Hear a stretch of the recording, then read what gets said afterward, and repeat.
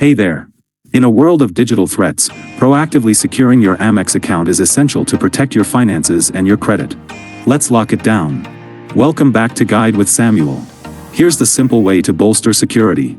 First, enable two-factor authentication, 2FA, in your account settings. This requires a code from your phone or email to log in from new devices. Next, set up instant purchase alerts in the app for every transaction, no matter how small. Regularly review your account activity and saved logins.